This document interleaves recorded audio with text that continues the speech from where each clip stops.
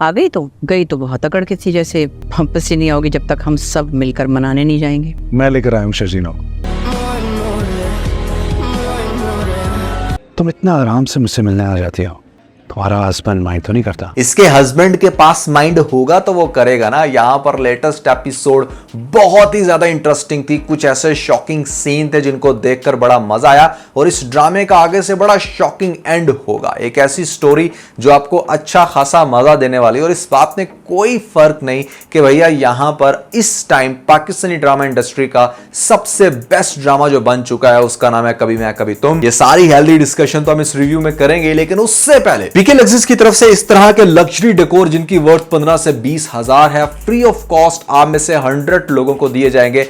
करना सिर्फ आपने ये है मिस्टर नुमालिन चैनल को सब्सक्राइब कर लें और हमें इंस्टाग्राम पे फॉलो करने के बाद दोनों के स्क्रीनशॉट वहां डीएम में शेयर कीजिएगा। जैसे ही इस चैनल पर 1 मिलियन सब्सक्राइबर कंप्लीट होते हैं आप सब लोगों को ये सारे के सारे गिफ्ट्स डिस्पैच कर दिए जाएंगे। PK Luxus. We don't sell crap. Zubaida, give me one coffee, please. Zubaida, can you please get me coffee? Zubaida के साथ अंग्रेजी तो तुम ऐसे बोलने लग रही हो जैसे वो वाशिंगटन डीसी से आई। मतलब ठीक है, हमें पता है तुम्हें भैया इंग्लिश आती है और यहाँ पर इंग्लिश में तुम्हारी अजस्सी खासी कुत्ते वाली की है हमारी शर्जीना ने, उसको भी हम डिस्कस करेंगे। लेकिन कुछ सीन जो थे ना वो बड़े फनी थे। सो लेटेस्ट एपिसोड का सबसे ज्यादा जो इंटरेस्टिंग सीन था वो था फाइट वाला scene. I am seriously amazed to see जैसी हमारी रुबाब कैरेक्टर ने भी एक्टिंग की है, बड़ा मजा आया भैया। भले उसका नेगेटिव कैरेक्टर है बट उसके काम को अप्रिशिएट करना चाहिए। इस एक्ट्रेस ने कमाल किया। ऑन दी अदर हैंड हानिया तो बड़ी मंजी हुई एक्ट्रेस है ही, तो इन दोनों की जो फाइट हुई है उसको मैंने एटलीस्ट 3 दफा देखा क्योंकि बहुत नेचुरल एक्ट किया, बहुत मजे का एक्ट किया।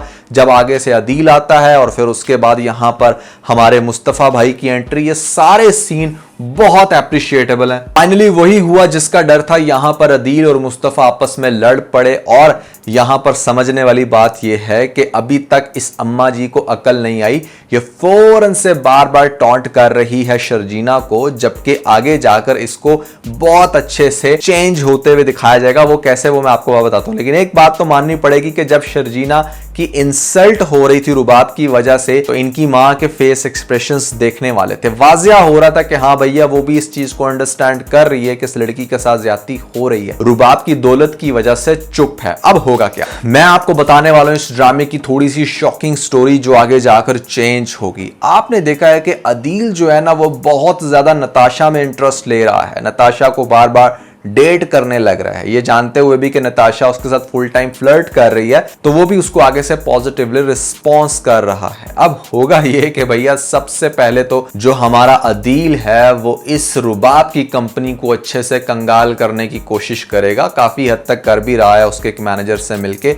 ऑन दी अदर हैंड वो नताशा को ये कहेगा कि आई टोटली अंडरस्टैंड कि तुम अपने उस फैक्टी हस्बैंड के साथ खुश नहीं हो, तो ऑल यू कैन डू कि तुम उसकी सारी दौलत को अपने नाम पे ट्रांसफर करो, हड़प करो, उसके बाद उसको किक ऑफ करके मेरे से शादी कर लो। क्योंकि जैसे तुम उससे बहुत ज्यादा उकता चुकी हो ना, मैं भी बर्न आउट हो चुका हूं रुबाब के बिहेवियर से, क्योंकि वो बहुत ही ज्यादा नेक्स्ट लेवल की एटीट्यूड गर्ल है और इतना एटीट्यूड मैं बर्दाश्त नहीं कर सकता। एक तरफ से तो अदील की ये प्लानिंग है, दूसरी तरफ यहां पर आपको दिखाया जाएगा कि जो हमारी शर्जीना है वो बड़ी डिस्टर्ब है, वो काफी अपसेट भी है और मुस्तफा उसको ये कहने की कोशिश करेगा देखो मेरा मूड अगर खराब है ना तो वो तुम्हारी वजह से नहीं, मेरे घर वालों की वजह से है। जबकि जो माँ है इनकी वो फिर भी अपनी हरकतों से बाज नहीं आएगी। वो अगले दिन फिर से शर्जीना को टांग देगी कामों में और खास तौर पे जो इनका बाप है वो तो यहाँ पर मुस्तफा और अदील की सुलह कराने की कोशिश करेगा। अदील उसको हक भी नहीं करेगा और वहां से चला जाएगा, कहेगा कि मैंने इसकी शक्ल नहीं देखनी। मुस्तफा ये कहेगा देखो अब्बा आप बिल्कुल ठीक कह रहे हो, बड़े भाई की इज्जत करना मेरा फर्ज है तो अपनी बीवी की इज्जत करवाना भी मेरा फर्ज है। लेकिन माँ तो ये नहीं चाहती, माँ तो चाहती है कि बस शर्जीना को हम लताड़ के रखें और ऐसे में जो है ना मुस्तफा और ये दोनों कुछ भी ना बोलें। तो ऐसा नहीं होने वाला। मुस्तफ़ा ये डिसीजन लेगा कि उसको शायद अब ये घर छोड़ देना चाहिए क्योंकि बहुत ज़्यादा इन्फ्लुएंस हो चुके हैं अगेन अदील का और उसकी बेगम का। और अदील की बेगम ये चाहती है कि मतलब किसी भी तरह से ना बस ये शर्जीना इस घर से जाए, क्योंकि रुबाब ने इस घर के अंदर एंट्री इसलिए मारी थी कि ताकि किसी भी तरह से वो यहाँ से शर्जीना को निकाले या इनके दरमियान ऐसा मेस क्रिएट करे कि शर्जीना और मुस्तफ़ा यहाँ से भाग जाए। अब उस मकसद में तो वो कामयाब होगी, लेकिन उसको इस बात का इल्म नहीं होगा कि भैया यहाँ पर घर में घुसी थी शर्जीना से जान छुड़ाने, लेकिन भैया जो अनफेथफुल बंदा होता है वो एक कैरेक्टर के साथ नहीं, एक लड़की के साथ नहीं, हर एक के साथ होता है। तो अब वो अनफेथफुल था तो इस वजह से उसने घर में जगह नहीं मिली तो उसने बाहर उसकी दोस्त से टांका फिट कर लिया, और उसकी दोस्त तो पहले से नजरें जमा कर बैठी थी। तो भैया यहाँ पर होगा बहुत ही ज्यादा इंटरेस्टिंग सीन। मुझे पर्सनली ऐसा लगता है कि शायद नताशा और अदील, यानी कि नताशा जो है ना, वो जब अपना मकसद पूरा हो जाए, कुछ प्रॉपर्टी वगैरह नाम पे ट्रांसफर हो जाए, तो वो अपने हस्बैंड से ले खुला या व्हाट्सोएवर, और उसके बाद यहाँ पर अदील के साथ शादी कर ले। ये भी हो सकता है कि अदील दूसरी शादी कर ले बिना बताए यहाँ पर रुबाब को, और रुबाब फिर आगे जाकर जब इन दोनों को किसी पॉइंट पर साथ में बैठे या किसी जगह पर किसी अपार्टमेंट में देखे तो पता चले उसको कि भैया एक्चुअली में मेरी दोस्त ने ही मेरी पीठ पीछे खंजर खोबा। और ये बात अच्छी खासी रुबाब को मिर्चें लगाएगी जब पता चलेगा कि उसने तो एक्चुअली में शादी भी कर ली है। तो उसके बाद दिखाया जाएगा कि यहाँ पर जब रुबाब उसके ऊपर बैक अटैक करने लगेगी तो आगे से होगा कुछ ऐसे कि मतलब यहाँ पर अदील भी चूंकि कुछ फाइनेंशियली स्ट्रांग हो चुका होगा तो वो भी अच्छे से अटैक कर सकता है। पता ये भी चलेगा कि रुबाब की कंपनी का दिवालिया निकल गया है और यहाँ पर वो अपना सब कुछ लुटा बैठी है। अच्छा, कुछ लोग आके ना कमेंट्स के अंदर रुबाब के कैरेक्टर को बड़ा डिफेंड करते हैं कि मतलब रुबाब गलत क्या कर रही है। She is a business woman, उसने एक बंदे को पसंद किया, उससे शादी कर ली। ऑब्वियसली कोई भी लड़की नहीं चाहेगी कि उसका हस्बैंड चीट ना करे। वो सारी बातें आप लोगों की बिल्कुल ठीक है। देखिए, जो रुबाब गलत कर रही है ना, वो ये कर रही है कि वो दूसरों को बहुत ज्यादा डिग्रेड करती है। स्पेशली शर्जीना के केस में जो उसने किया, जिस तरीके से आके वो आए दिन उसकी इंसल्ट कर रही है, इंटेंशनली उसकी फैमिली के सामने जो उसने किया वो किसी भी तरह से जस्टिफाई नहीं किया जा सकता। मतलब आप रुबाब को तब ठीक कह सकते थे कि वो ये सारा कुछ सफर कर रही होती और इस घर में भी आके शर्जीना से बार बार दोस्ती का हाथ बढ़ा रही होती और दिल से उसकी हेल्प कर रही होती, उसको अप्रिशिएट कर रही होती, उसको टॉन्ट ना करती, तो फिर हम कह सकते थे कि हाँ भैया इस ड्रामे के अंदर सिर्फ एक ही विलन है और वो है हमारा अदील।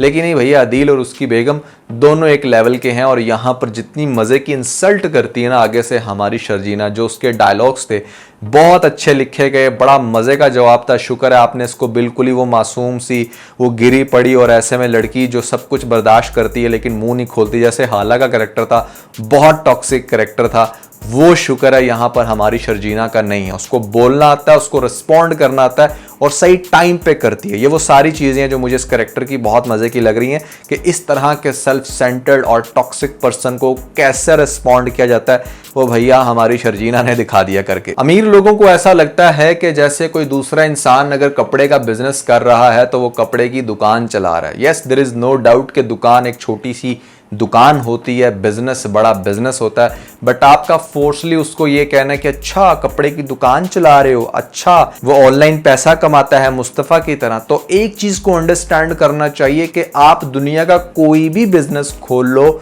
उसका एक आपको पुअर वर्जन मिलेगा। जैसे लेट से अगर हमारी रुबाब की बहुत बड़ी एम्पायर है, प्रॉपर्टीज का बिजनेस खोल रही है, तो एक प्रॉपर्टी डीलर अनपढ़ जाहिल गवार किसी मोहल्ले के कोने में भी बैठा होता है तो you can also call them कि भैया तुम तो प्रॉपर्टी डीलर हो। हर बिजनेस का एक लेवल होता है फ्रॉम बॉटम टू टॉप। यहाँ पर एक सब्जी अगर रेडी पे बिकती है तो एक बहुत बड़े मॉल में भी बिक्री होती है, जिससे वो मिलियंस में बंदा कमा रहा होता है जो भी उस सेटअप का ऑनर होता है। तो यू नीड टू अंडरस्टैंड कि कहीं पर भी कोई एक सेटअप फिक्स्ड नहीं होता। तो शर्जीना जो बेसिकली चाहती थी ना कि अगर उसकी कहीं पर इंसल्ट हो रही है या कोई भी उसको बुरा भला कह रहा है तो एटलीस्ट उस घर के अंदर एक ऐसा इंसान होना चाहिए जो मुझे अंडरस्टैंड करे, और वो मुस्तफ़ा है। मुस्तफ़ा ने जैसे उसके लिए स्टैंड लिया, जिस तरीके से वो आगे से दिखाया जाता है कि रिस्पॉन्ड करता है अपनी फैमिली को, थप्पड़ भी खाता है तो फिर भी वो ये कहता है कि चाहे कुछ भी कर लो मैं अपनी बेगम के ऊपर आंच नहीं आने दूंगा।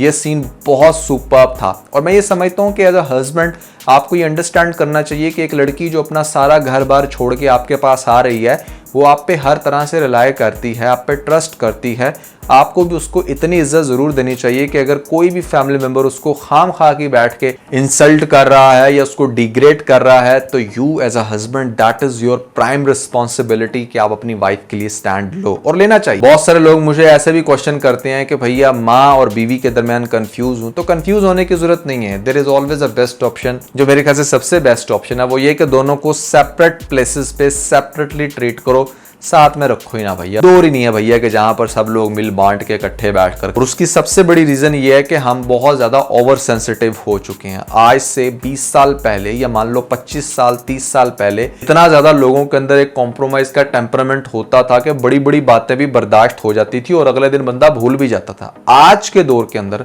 ऐसा है कि मतलब किसी ने कोई एक छोटी बात कही नहीं और हफ्तों नाराजगी चलती है उस एक छोटी सी बात की वजह से और घर में अच्छा खासा फसाद बन जाता है। तो इट्स बेटर कि आप अलग रहो, सेपरेट रहो, इज्जत दो, कभी कभी मिलो, सब कुछ परफेक्ट रहेगा। That is my fair suggestion. कभी मैं कभी तुम की लेटेस्ट एपिसोड बहुत मजे की थी। आने वाली एपिसोड का कुछ इंटरेस्टिंग पार्ट यही है कि भैया एक तो हमारा अदील पकड़ा जाएगा और दूसरे नंबर पे उसके बाद यहां पर होगा यह कि अदील जिस तरह से अपनी पूरी फैमिली को रुबाब के घर बुलाएगा या वहां पर जब ये फैमिली आएगी तो इस माँ की भी अकल ठिकाने आएगी कि जो रुबाब जो मुझे इतनी ज्यादा पसंद है, जिसको मैंने इतनी ज्यादा रिस्पेक्ट दी, अपनी बहुत अच्छी बहू को घर से निकाल दिया, वो आज मुझे अपने घर से ठुड्डे मार के बाहर निकाल रही है। तो आगे जाके इसकी माँ को भी अकल आएगी और जब इसको अकल आएगी ना तो फिर सारी चीजें आहिस्ता आहिस्ता ट्रैक पर आएंगी जो आपको आगे से आते हुए दिखाया जाएगा। तो काफी इंटरेस्टिंग ड्रामा है। कभी मैं कभी तुम की लेटेस्ट एपिसोड नहीं देखी तो जरूर देखिएगा। रिव्यू कैसा लगा कमेंट्स में मुझे जरूर बताइएगा। और इसके अलावा अगर आप लोगों ने हमारा लेटेस्ट व्लॉग नहीं देखा तो ऊपर आपको लिंक मिल जाएगा, जल्दी से लिंक पे क्लिक करके वीडियो देख के अपना फीडबैक मुझे जरूर दीजिएगा।